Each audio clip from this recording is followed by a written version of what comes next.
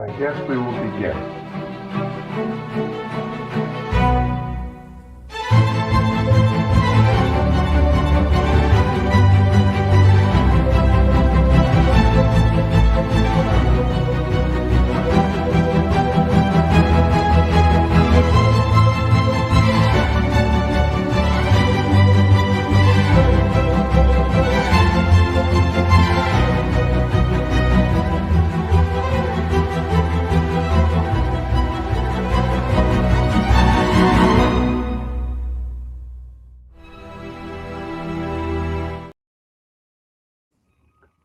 Hello, I'm Robert Moynihan on November 12th, 2025 in Rome, Italy, and I'm happy to have with me Father Charles Murr, who is in southern Spain, not far from Seville. Hello, Father Murr. Greetings, Robert. How are you? How is Rome? Rome's beautiful in these days. First and early half of November, Rome is very lovely. It's a little chilly this evening, and actually they do not turn on the temperature, the heater in Roman houses until the 15th of November. So it's a little bit chilly right now. I always found November to be one of my favorite months in Rome. The tourism is way down. There are no more lines waiting to get into museums and things. It's the perfect time and it's a little bit rainy. Isn't it wonderful? To me, November in Rome was the perfect month for All Souls. But to contemplate death, not in a morbid sense, but you've got everything is in autumn and everything is dying around you. You know that the spring is coming, of course, but it's a little bit cool. It's rainy, it's overcast, and it has its own beauty. Rome is beautiful in any kind of weather. Any kind of weather. It takes on a beauty of its own. I agree. And someone watching, Bill Coffin, mentions, Robert, sorry to hear of your friend's passing. And Father Murr, you just mentioned All Saints' Day on the 1st of November, All Souls' Day on the 2nd of November. And on the 10th of November, a friend of mine for 25 years passed away. And I wrote something about him yesterday, and his funeral will be on Saturday. And it reminds me again of a kind of reason for humility and for a kind of solemnity with regard to our mortal lives, because we are filled with sound and fury and energy and passion and worry and then silence. So I wonder if you could reflect on that. No, it's always a tragedy in different degrees to lose a friend. Always, you feel like you're losing part of yourself. And the curious thing, Robert, is I've just been going over some. I don't know why, but my mind has been drawn to high school days. And I guess I got a couple of emails from high school friends. And that started me thinking, I wonder where this one is. I wonder where that one is. And you know what's funny, peculiar, is that not having seen these people in over 50 years that I graduated high school with, the fact that many of them are dead bothers me. It bothers me that they're no longer here. Now, I haven't spoken to them for 55 years. And I probably won't speak to them or wouldn't speak to them again until I die myself. But you just want that stability in your life of having friends and family there, even though you're not in constant contact with them. Just the fact that to have them there is reassuring. And it's we lose ourselves. We lose part of ourselves with losing friends. Yeah, I'm moved to say now that this concept of the community of all the faithful in life, in death, in eternity, is comforting. It's a central belief of our faith, but it's really a present belief when people depart, our parents or our friends. This man was Paul Bade, a German journalist working first in Jerusalem and then coming to Rome about 2003, so 22 years ago. And we talked about the end of the pontificate of John Paul II, and then the German Pope, Joseph Ratzinger, elected in 2005. We had long conversations about what that might mean, what type of pope he might be. And Paul was saying it would be very helpful to him to have a German language magazine like your magazine inside the Vatican. And that's the magazine up above my head, those red books behind me. Oh, And sort of the physical results of making almost 400 magazines over almost 40 years now. So those are bound. We haven't got the last year's bound up yet. But we decided to try to work together a kind of German version of Inside the Vatican magazine, and it was launched in 2006. And the Pope was very pleased by that because in Germany he was beset by many enemies. If you'd like to comment on that, people might be interested to know how is the German Pope not entirely popular in his own country. well, because he had, this sounds strange to say of a pope, but he had reverted. He had rediscovered. It's as if he had rediscovered his own Catholicism by being made a bishop. We've talked about this before. Paul VI made him bishop of Munich, and it was the first time that Joseph Ratzinger had to deal with.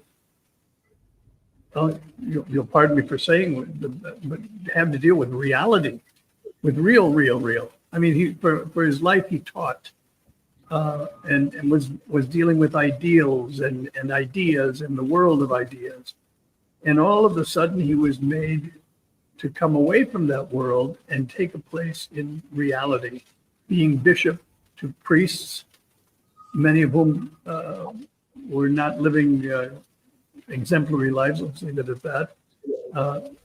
Convents closing, schools closing, all of the problems that a bishop would have, post-conciliar bishop would have.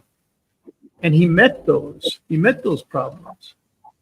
But in the process, he started changing. He was one of the most liberal spirits of Vatican II, without a doubt.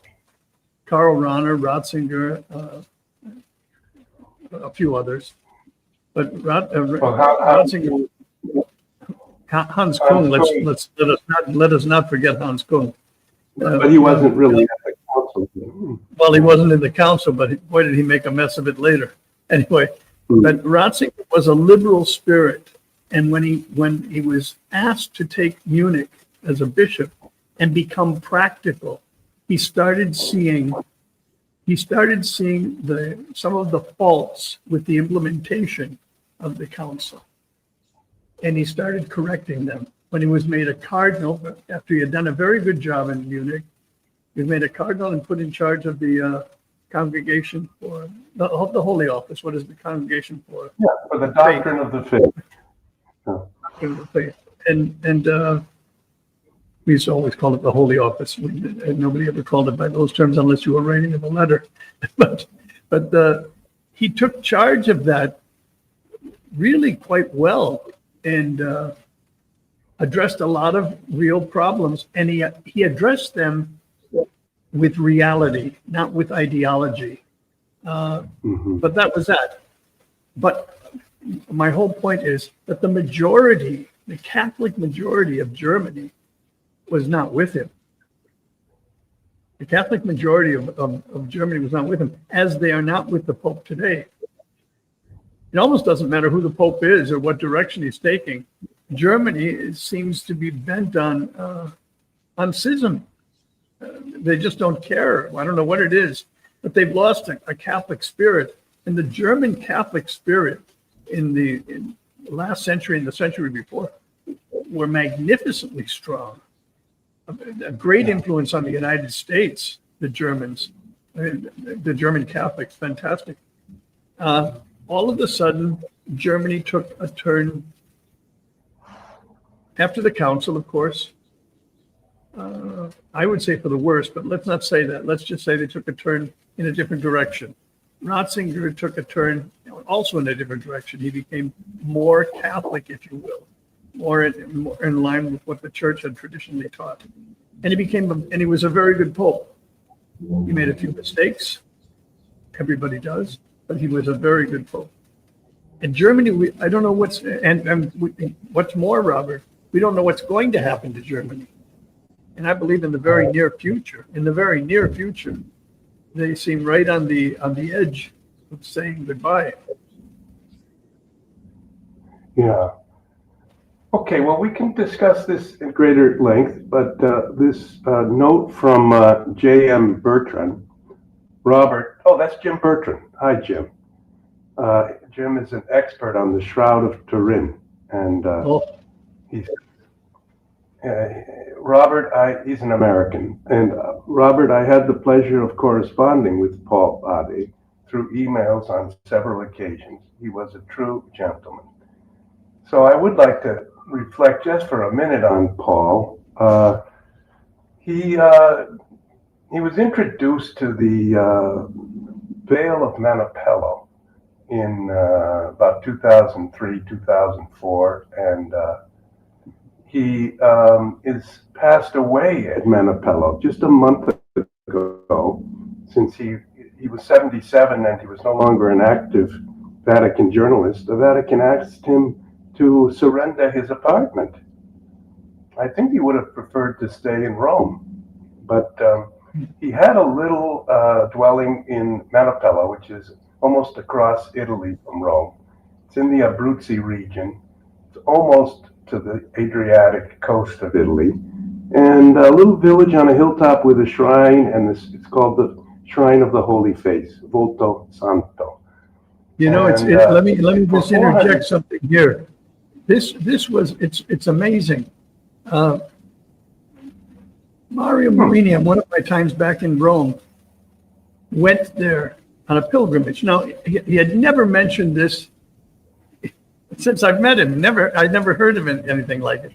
But he went there on pilgrimage because Pope Benedict, actually Cardinal Ratzinger, had gone there on pilgrimage, and had spoken highly about the place. So it became for Ratzinger a very important place, and a lot of the members of the Curia, for whatever their own private reasons, went there to discover the importance of that place. Just an aside. Well, but that is precisely the point. It was Paul Bade who got Ratzinger to become aware of Manipello, and for that reason, on September 1st, 2006, he went to Manipello, first pope ever to go there, and it was this man.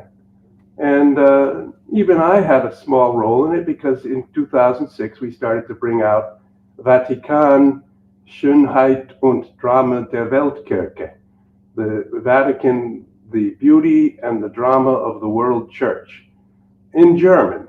And in the magazine, we started to speak also about the face of Manipello, which doesn't appear, it's a veil about the size of like a handkerchief that would be placed over your face.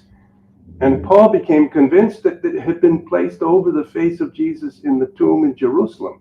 And by the way, I was just back in Jerusalem at the Holy Sepulchre, and I'm still wondering about the nature of this veil. And Paul will be buried in Manipello on Saturday. Today's Wednesday. So I'll be going out to Manipello again, where I've been many times. And when you first see the veil, you say, I don't know that this really can be authentic. It's a kind of humble veil, with the appearance of great simplicity. But as you realize that the face seems to change, the eyes change, the color of the cheeks change, and there apparently is no paint on the veil. So it has to be a change in different lights. If it's a little dark there on the stairway above the altar, it's inside a glass, gold framed or silver framed case, two panes of glass and a veil inside the. But it looks different from the front and from the back. It looks different from the left and from the right. And Paul said the image is made out of light and no paint. And there's an odd quality of presence in the image, which has struck quite a number of people, and yet it remains one of the least well-known relics in the church. Even to this day, there's just several dozen people who each day will pull up to visit the Vale of Manipello. So Paul wrote a book about the veil. He said that the substance in the veil is the same substance that was used for the robes of the high priests in the temple in Jerusalem and for the pharaohs in Egypt.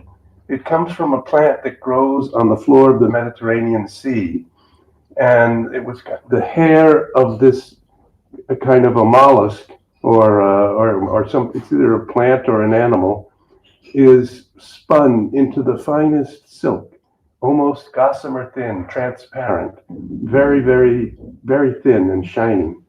And this was the material of the veil. And some people even think that this is the original Veronica's veil, because the veil that's now held in the column at St. Peter's Basilica, right around the baldacchino, there's the four columns with Veronica's veil, Helen, the mother of St. Helena, the true cross, St. Longinus, the true spear that pierced the side of Jesus, and St. Andrew, the brother of Peter. Those are the four columns around St. Peter, the altar in St. Peter's Basilica. But when they hold out the Veronica's veil every year on the Sunday before Passion Sunday, it looks almost black. You can't see a face on the veil. And there are those who believe the veil was stolen in 1527 when the Knights of the Emperor Charles V, Holy Roman Emperor, sacked St. Peter's Basilica and stole many relics. And that the Vatican then somehow recovered some type of veil and placed it there as Veronica's veil, but that the true veil was transported by a soldier during the 1500s into eastern Italy, and finally in the early 1600s to Manipello. That's what some people believe. In any case, Paul then made a study also of the image in Guadalupe, wrote a book about that. And you were in Mexico for many years. Do you have any familiarity with the image in Guadalupe? Is there something you could comment about that image? Sure. That it's not man-made, it's not painted, and no one can actually, no scientist, it's been studied by scientists all over the world. Especially interesting was the scientific exploration, you would call it, to the tilma of St. Juan Diego, made by scientists of NASA. They went down to Guadalupe Shrine and did a study. This is in the late 1950s, even 1960s, I suppose. And they came up with a startling find of the pupils. The pupils of the Blessed Virgin had the image of the bishop of Mexico City in both pupils, and they're both at a perfect distance. They could measure the distance, both focused on what would have been Juan Diego unveiling the roses that he had in his tilma to the Archbishop of Mexico. And the image of Our Lady of Guadalupe was left on his tilma. Her eyes, the pupil of her eyes, reflect the bishop who fell to his knees in front of Juan Diego, just at that site, at the site of the miraculous tilma. But they did this. It's kind of a funny story. They did this out of research that they had done for the FBI. In some cases, when people were murdered, there are certain conditions that this takes, but in some cases, the image of their murderer remained in the pupils of their eyes, even though they were dead. And from that, they started investigating, they started perfecting as much as they could that science to help find perpetrators of crimes after if they had murdered someone by looking in the murder victims' pupils.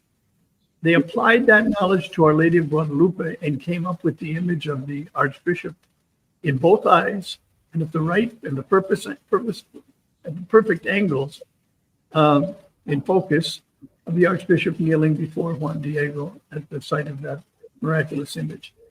It's a marvelous thing, and it is not humanly made in the sense that it was not painted. It's not paint. It's nothing. They can't understand how it's there. It's sort of like the Shroud of Turin, that nobody can figure out what scientists and the Vatican. The Vatican is certainly opened up to any scientists who are accredited and know what they're talking about to do investigation, thorough investigation on all of these items, to find out what they are, quite honestly, and they can come up with no answer.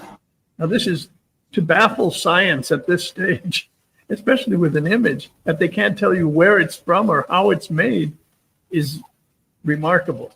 But both Our Lady of Guadalupe and the Shroud, to name just two, are in that category. Remarkable things that you can only explain by my standard as miraculous. All right.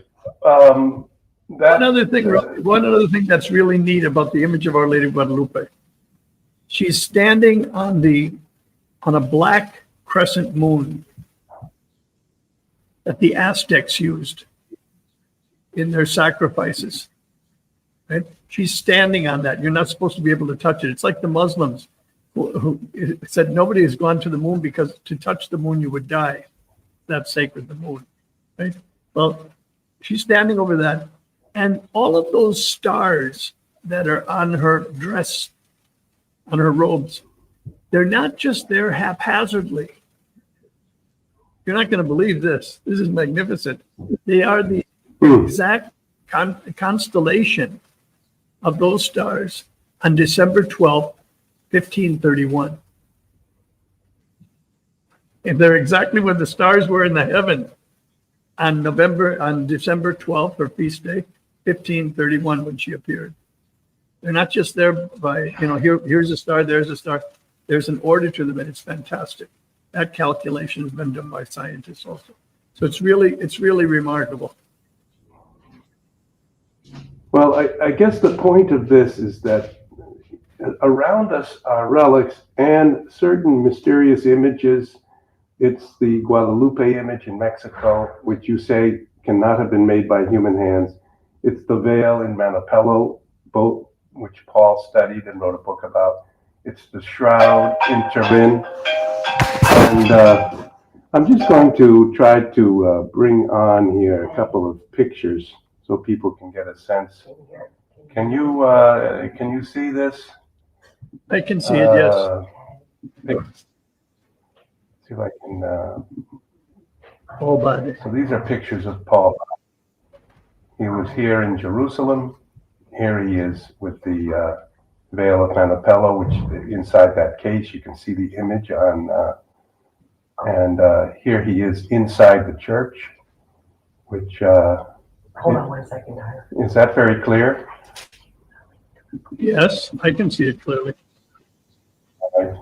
And in a couple of these images, I could show you. There's the face with Paul in front of it, and it does seem the eyes are open, and Paul believed that this image was created in the tomb and in the Holy Sepulchre in the moment of the resurrection. Jesus opens his eyes and says, Abba, Father. And that's another image. Is that clear? It is. It's when you first look at the image, you don't think it's got all these lines of the man's hair in it. This has wounds on his nose, on the other part of his nose, a wound under his eye, a wound over here. If you really study this image, you start to think it's got color in it, but nobody has determined any paint whatsoever on the fibers. Here's where Benedict XVI visiting. Can you see that as well? No. Right here. I don't see it, no. Oh, I'm sorry. Now I see it, yes. Okay, so that's September 1st, 2006. That's Sister Blondine there that he's greeting. Father Pfeiffer, a Jesuit priest in the middle, and that's Paul Body right there at the moment the Pope came to visit Very good. Manapel. So, here's another moment from that time. Do you see this with Body and Pope Benedict? Yes. No. And there's Body again.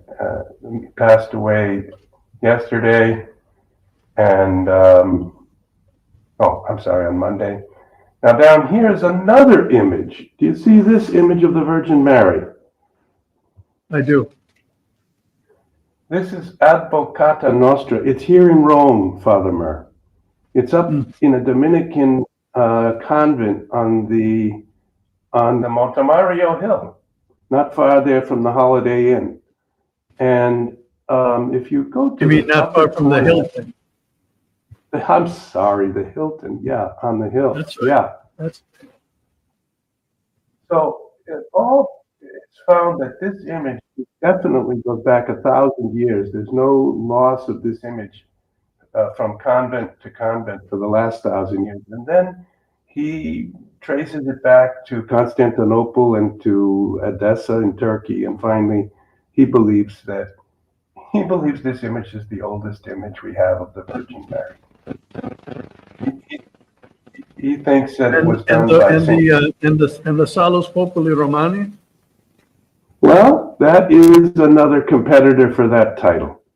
It's also here in Rome, and it's reported Supposedly painted by St. Luke. Exactly. So we have a little contest here between which image is more ancient. They're certainly both in the first 500 years.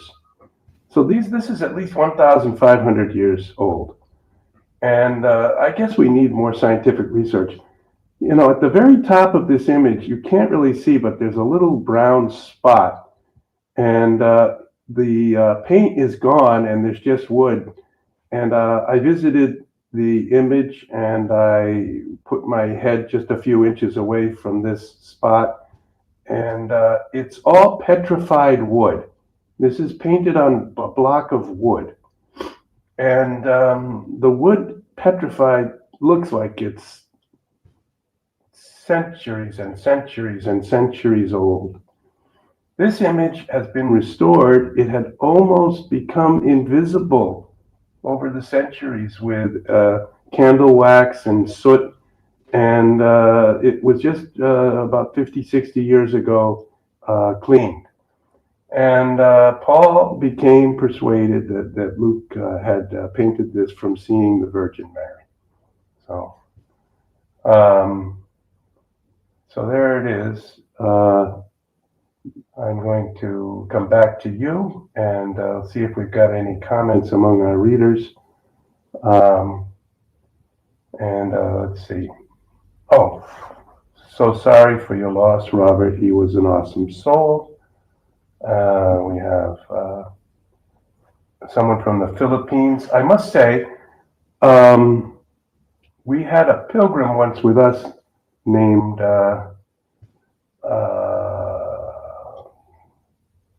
I can't remember her name suddenly. She was from the Philippines, and Daisy Daisy Nevis. Daisy Nevis, and I'd like to have a kind of shout out to her memory too. She passed away several years ago, but she visited Manapello. She met Paul Bade. She met the Franciscans, Capuchins who run the shrine, and she helped start a devotion. I think there's a church in Manila dedicated to the Holy Face of Manapello, and she's probably one of the people in the world that has most spread the knowledge of this image. So let's see what we have here.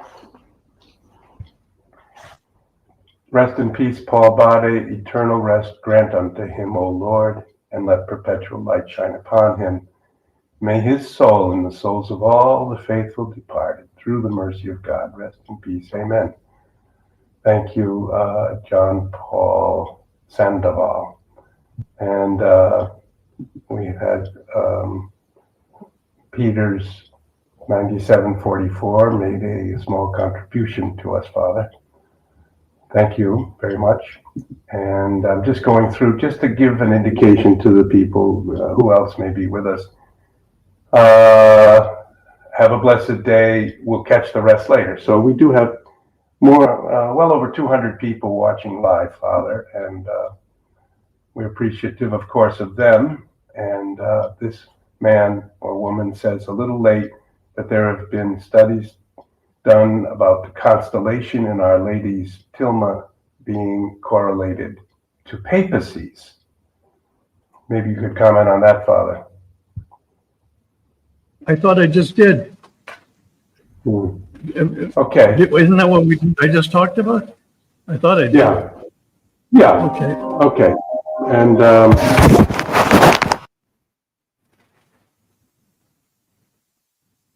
Can't hear you, Robert.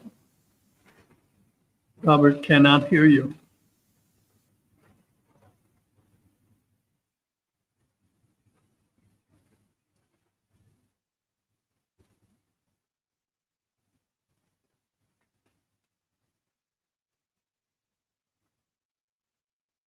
No audio.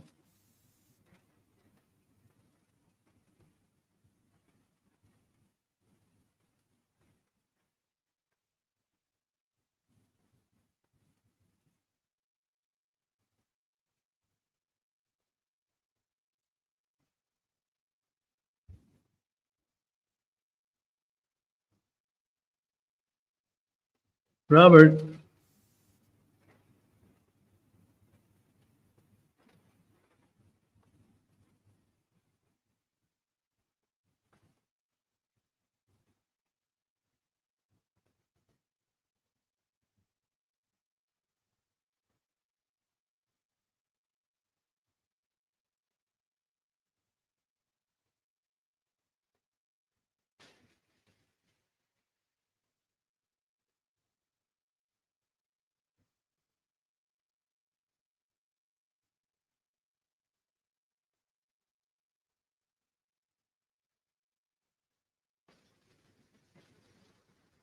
no audio, Robert. Can't hear you.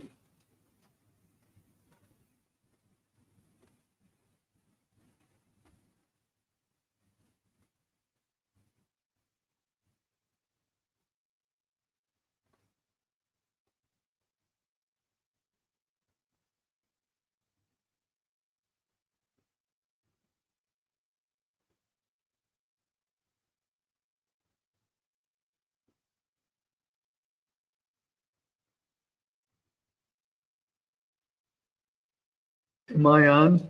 Am I on the air? Okay.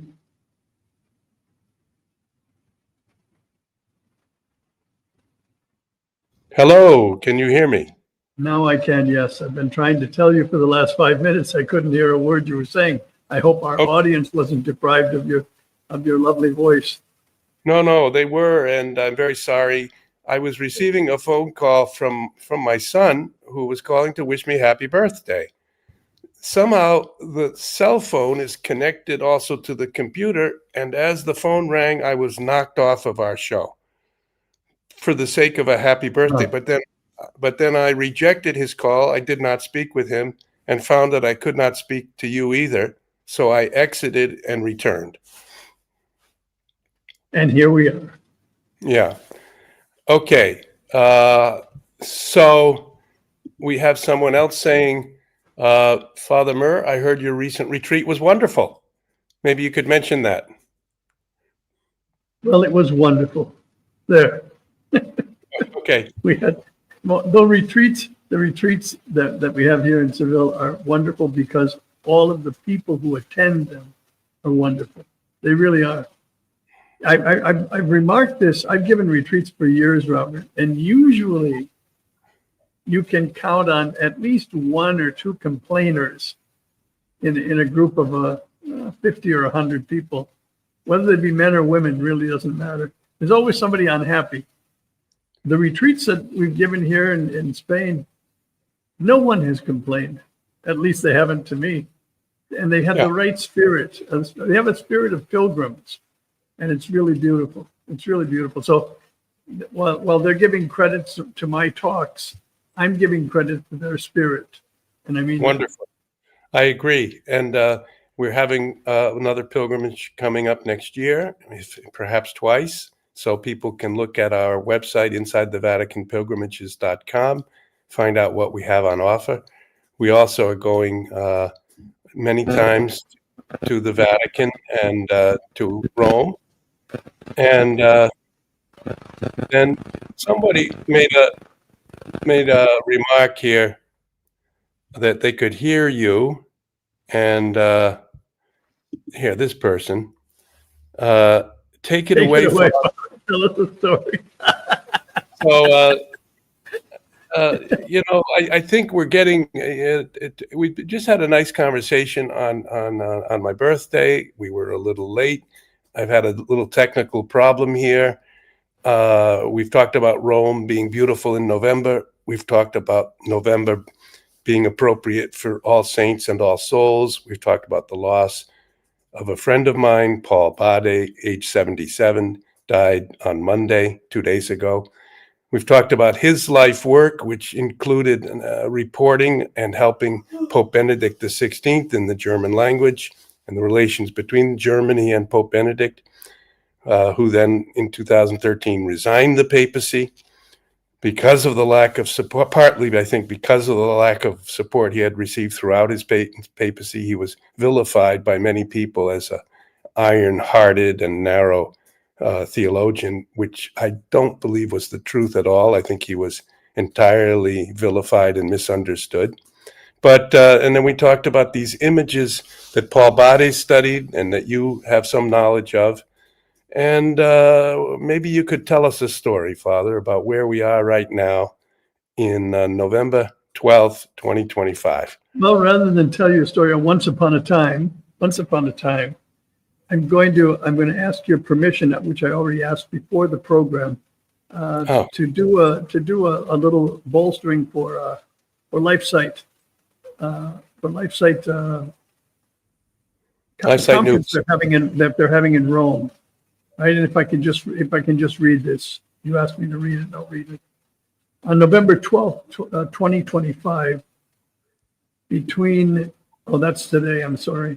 Between December 3rd and 5th, 2025, the Roman Life Forum will take place at the A Roma Lifestyle Hotel in Rome, Italy, bringing together Catholic bishops, priests, scholars, and activists from around the world to defend life, family, and the Catholic faith in an age of confusion. God knows that's for true. This year's conference features powerful testimony from clerical sexual abuse survivor and whistleblower, Rachel, not Mastro Giancomo. I should know that name. I should be able to pronounce it better than I just did. Sorry. Analysts from Bishop Marian Eleganti, and a bold call to mission from LifeSite News editor John Henry Weston. Attendees will have the opportunity to participate in a rosary, a tour of churches in Rome, and a strategy sessions aimed at advancing the restoration of all things in Christ. For additional information, you can contact LifeSite News, www.lifesite News, and ask about the Rome conference on life. It looks beautiful, and they've got wonderful speakers, and also fidelity to Catholic teaching above and beyond, just like you and me, Robert. That's that. Okay, so the Life Site Conference, December 3rd to 5th in Rome. It's about 3 weeks away. People are welcome to try to attend, and it probably should be a wonderful conference, and Rome should be quiet at that time, early December, but starting already then to have an Advent and Christmas feeling. Yes. So, And if you're there, you must go to Piazza Navona and get the whole experience of a Roman Christmas. Beautiful. The Piazza Navona is beautiful then. Up until the 6th of January, Feast of Three Kings, Epiphany. It's filled with Christmas. Piazza Navona, beautiful.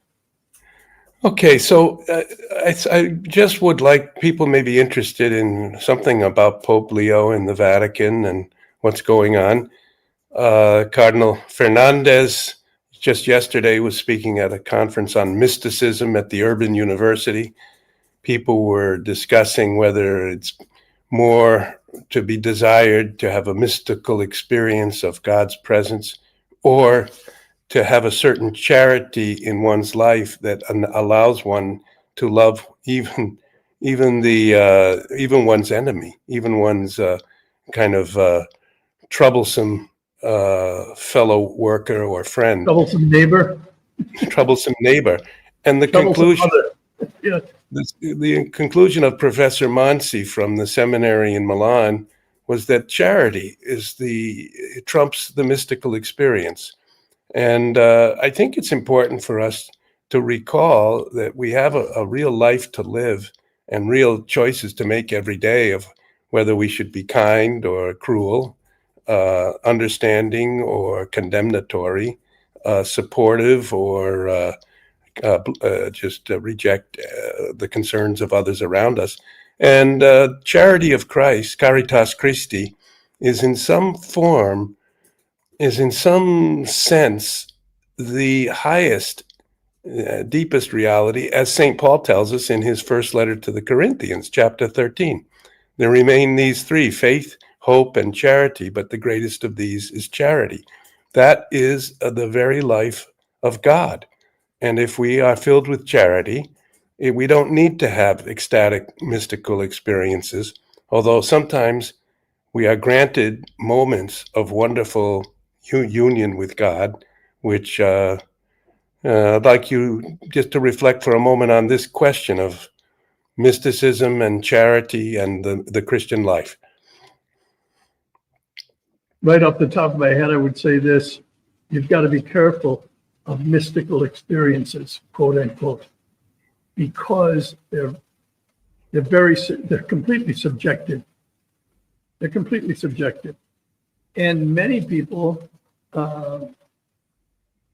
have these experiences where they're given visions, where one of the saints or the Blessed Mother or Jesus Christ himself is talking to them and giving them instructions. It always gets a priest, especially a priest confessor, nervous when somebody begins, may I explain a mystical experience I had? Why? Because it's going to go all over the place, usually. Mm-hmm. And even the saints, St. Teresa of Avila, for example, St. John of the Cross, who did have great mystical experiences, who lived lives of extreme penance and prayer to begin with. They didn't just go into their chapel and have these experiences with nothing behind them. Even when they wrote those things down, they were asked by their confessors to write these things down, those experiences. After their deaths, when we were talking about canonizing them, the church was in the business of canonizing them. All of the things that they wrote in those experiences had to be examined with a fine-tooth comb, that there not be any doctrinal errors in anything they said or wrote. If they would find something that went against Catholic doctrine, that would eliminate their cause for beatification and canonization as a saint. I remember, I'm not going to say where or when, but many pages, almost a book, of mystical experiences by the foundress of a religious community of sisters was given to me to read through. And at the end of a couple of days, I finished reading them. And I said to the superior of the house, who was very excited that I said, you must be very careful with these because it contains errors in doctrine. She said, what do you mean? I said, well, if you want your foundress to be canonized, I said it's a little bit dishonest, but lose the book. Lose the book. Because it would be doing more harm to her cause. This is what I'm saying. The mystical experience is very subjective, and sometimes it's we ourselves who are giving ourselves the mystical experience. Whereas charity is never wrong. You're never wrong doing charity. You're just not. Even if you give a $5 bill to a homeless man, and he's going to use it for drugs. Your intention was to give it for food. Your intention was to help him. Your charity was not mistaken. Now, you might be a little bit more prudent in the future, what have you. But charity, you're never wrong. Because charity is going outside of yourself. It's leaving yourself. It's going outside. It requires a little bit of a sacrifice to do charity. And sometimes it requires a lot of sacrifice. You know that, Robert? Especially when we're dealing with enemies, with people who have maligned us, with people who have spoken ill of us, who have written ill of us, what have you.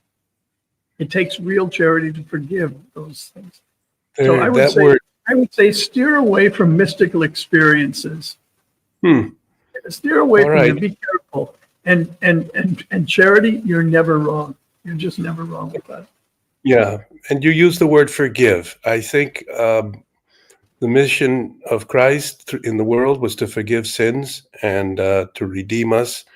A big chunk of the evil and misery of this world comes from hard-heartedness and never forgiving, and it breaks up families and breaks up towns and nations. And if we could somehow be more forgiving, I think that would be in keeping with Christ, with the will of God and the Spirit of Christ. But the Pope Leo is now more than 6 months the Pope, elected on May 8th. So May 8th to November 8th, 4 days ago, was 6 months. And he's now going to make his first trip out of the Vatican to Turkey, to Istanbul, but really to Nicaea, where he will meet with the head of the Greek Orthodox Church, the Ecumenical Patriarch Bartholomew, and then he will also go down to Lebanon. This is going to be the first and rather dramatic trip of this papacy, and it's coming up right at the end of November for the Feast of St. Andrew, and the 29th of November, and then into Lebanon, which is, of course, close to Israel and close to the problems of that troubled region where the war in Gaza was apparently tending towards a truce, but still seems to be taking 7, 8, 9 lives every single day. So that's one thing that Pope Leo will be doing. Another thing is he just announced that he's going to call all the cardinals of the world to Rome on the 7th and 8th of January, right after the close of the Holy Year on January 6th, which is Epiphany. He's inviting every one of the church's cardinals to Rome, the 138 voting cardinals. I believe the ones over 80 as well, but I'm not sure of that. That could be corrected. Maybe it's just the voting cardinals. And a lot of people think that there were two issues left unfinished at the end of the last synod, and one of them was women's diaconate. And there's been a study on that was supposed to be completed in the middle of the summer, but will only be completed in December. And some people believe this topic may come up, the role of women in the church, how to respect their wonderful dignity and at the same time retain the kind of separation between the pathway to the priesthood. And so there may be an attempt to propose a type of honor or dignity with some similarities to being a deaconess or the diaconate, but I would assume distinguishing that from any part of the priestly series of steps. I wanted you to just reflect on that for a moment, Father. My reaction is this: they're not going to stop with women's ordination. You can talk about the diaconate. They're looking for priesthood and they want to become bishops and probably pope. It would be rather than Papa Mama. It's ridiculous. They're not going to stop with that. They're not going to stop with that until they get their way. This is what progressivism does. It's what modernism does. You don't stop. And they have their foot in the door. Surprisingly, so many bishops and priests want women deaconesses and priestesses, what would you call it, and then bishops. It's you know what surprises me since the council? Everything that has been revolutionary most of the things revolutionary have been against the law, have been against church law. And for some reason, they've all been given a pass. Anything that's conservative, holding on to tradition, is mocked. And this is completely unfair. And I think what's going to happen, is that sooner or later they're going to have deaconesses, and then they're going to have women priests, and that will be the break. That will be the break between the synodal church and the Catholic Church. That's what I predict. Okay, dramatic words.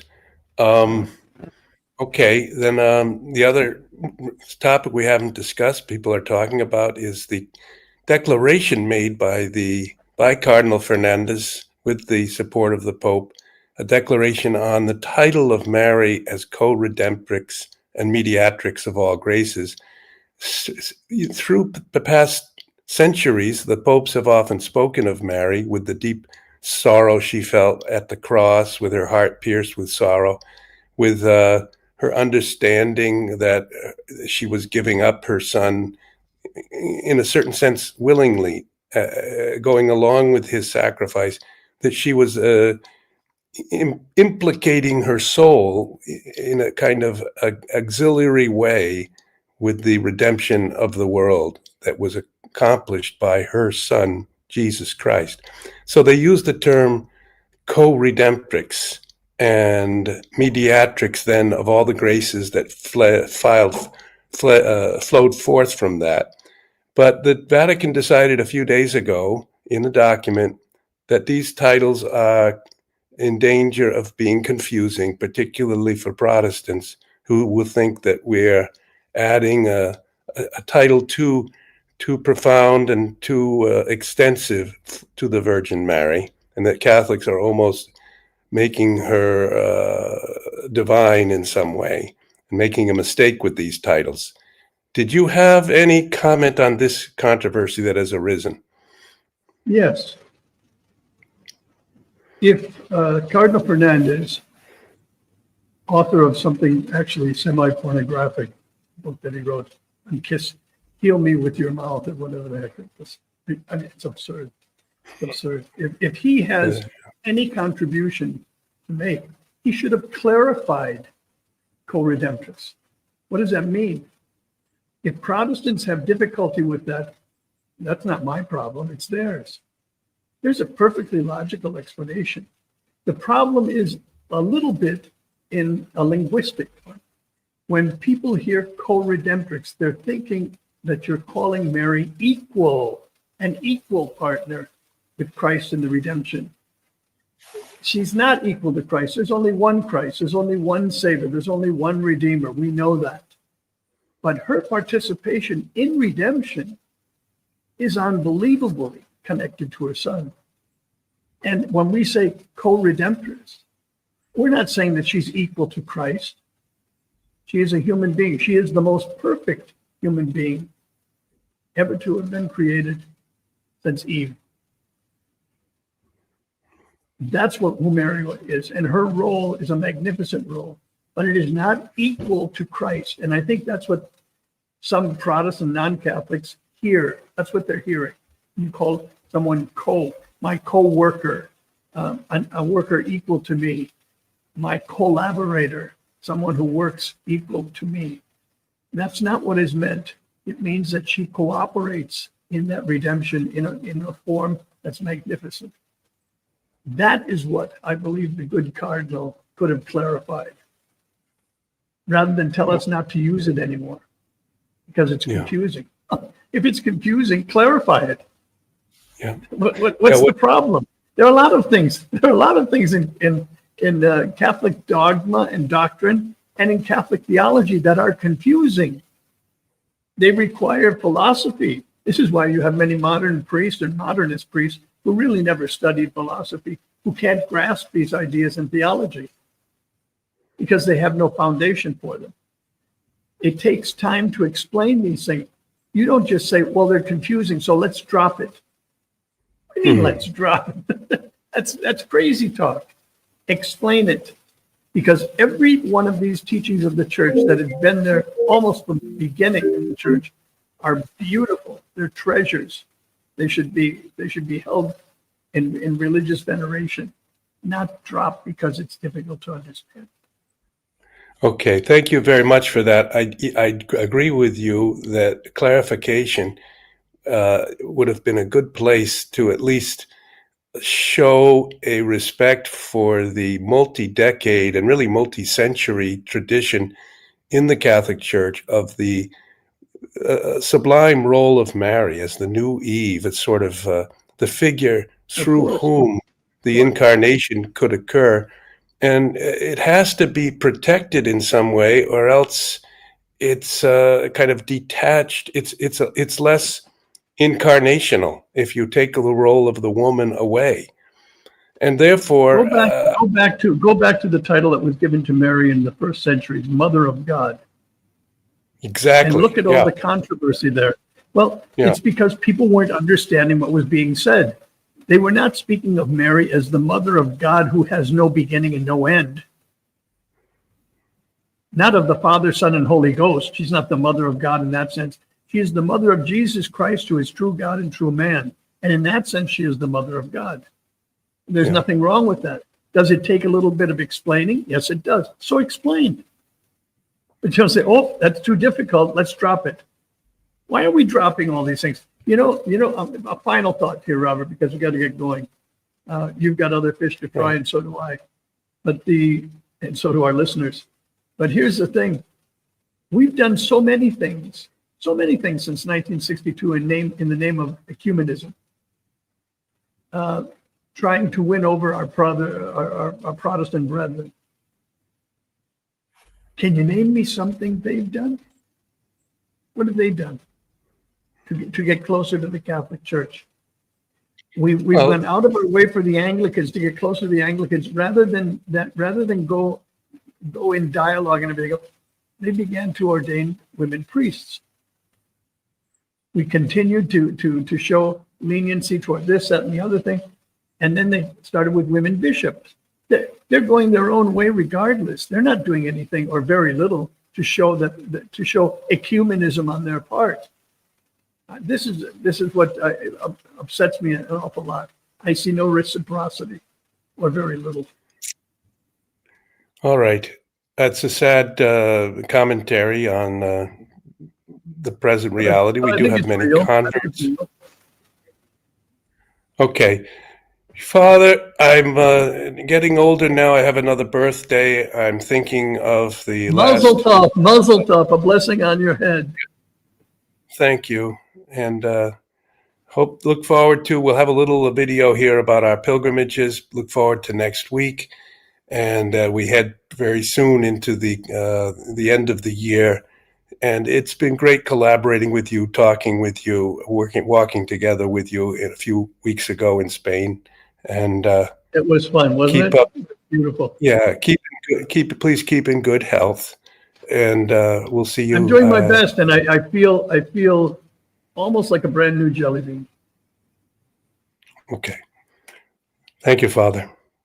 God bless. God bless all our listeners.